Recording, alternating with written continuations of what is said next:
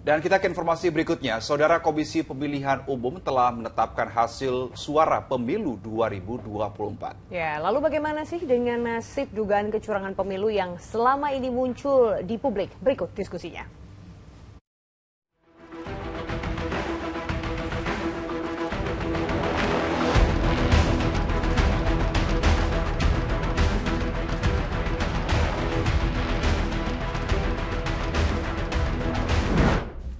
Hasil pemilu 2024 telah resmi diumumkan oleh Komisi Pemilihan Umum. Penetapan dilakukan di akhir masa tenggat rekapitulasi suara pemilu 2024. Banyak pihak menilai KPU tidak belajar dari pemilu sebelumnya hingga proses rekapitulasi berjalan molor. Prabowo Gibran menang dalam perolehan suara pemilu 2024. Disusul kemudian oleh Anies Muhaimin dan di posisi ketiga ada Ganjar Mahfud. Hasil pemilu 2024 memang sudah ditetapkan oleh Komisi Pemilihan Umum. Tapi dugaan kecurangan dan kinerja KPU masih menjadi sorotan. Belum lagi penetapan hasil pemilu kali ini baru dilakukan di akhir masa tenggat penetapan. Jangankan di tengah situasi rekapitulasi kan ada isu ya soal kecurangan pemilu, penggelembungan suara, pengurangan, pergeseran dan lain-lain ya. Upaya-upaya untuk merubahlah hasil pemilu, ya jangan sampai dengan proses rekapitulasi yang mundur begitu ya, ini malah justru makin mengkonfirmasi jangan-jangan dugaan atau tuduhan itu terbukti. Nah ini kan juga sebetulnya terkonfirmasi dari ada banyak ya kalau kita lihat di rekapitulasi nasional, partai politik peserta pemilu mengajukan keberatan dari hasil rekapitulasi di tingkat nasional karena ada beberapa masalah yang tidak diselesaikan.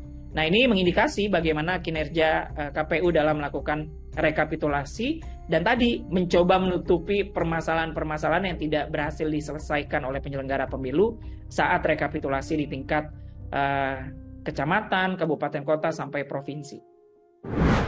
Jika memang ada, harapan terakhir membongkar kecurangan pemilu ada di tangan Mahkamah Konstitusi.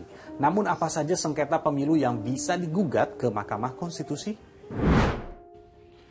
Berdasarkan Peraturan Mahkamah Konstitusi Nomor 4 Tahun 2023 tentang tata beracara dalam perkara perselisihan hasil pemilihan umum Presiden dan Wakil Presiden, gugatan maksimal 3 hari usai penetapan hasil pemilu secara nasional. Menguraikan kesalahan hasil penghitungan suara. Nah, ini pemohon wajib menguraikan dengan jelas terkait kesalahan hasil penghitungan suara. Terakhir menguraikan permintaan pembatalan hasil perhitungan suara dan menetapkan hasil penghitungan suara yang benar. Sementara baik Mahkamah Konstitusi, Bawaslu, hingga KPU sudah menyiapkan tim hukumnya untuk menghadapi kemungkinan adanya perselisihan hasil pemilu 2024 di Mahkamah Konstitusi. Sesuai aturan dan jika tidak ada yang berubah, maka pemilihan presiden 2024 akan berlangsung satu putaran saja. Apa kata pengamat politik melihat hasil pemilihan presiden yang akan berlangsung satu putaran? Saya sih melihat ya memang itu soal pilihan rakyat, pilihan rakyat Indonesia yang sudah 58% hasilnya sesuai dengan quick count itu. Nah, apakah ada nanti tuduhan dugaan gitu ya tidak wajar, tuduhan dugaan curang dan lain sebagainya, itu kan tuduhan dugaan, bisa terjadi juga bisa tidak. Nah, oleh karena itu kalau ada dugaan itu kan harus dilaporkan ke Mahkamah Konstitusi untuk katakanlah diperdebatkan di sidang Mahkamah Konstitusi.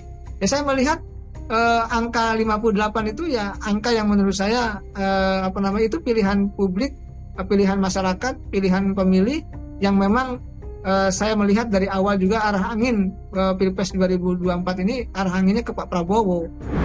Tidak menutup mata berbagai tuduhan atau kekhawatiran terjadinya kecurangan pemilu atau permainan intervensi aparat yang tidak netral, ASN yang tidak netral, itu juga patut kita kritisi. Saya kira kalau dari sisi elektoral, kemenangan paslon 02 dilihat dari data survei maupun kuantikon yang digelar oleh banyak lembaga survei, saya kira menjadi sebuah yang wajar.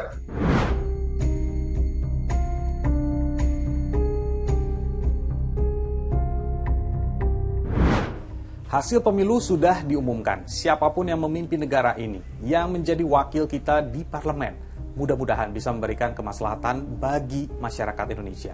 Saya Nabila Biasa, sampai jumpa.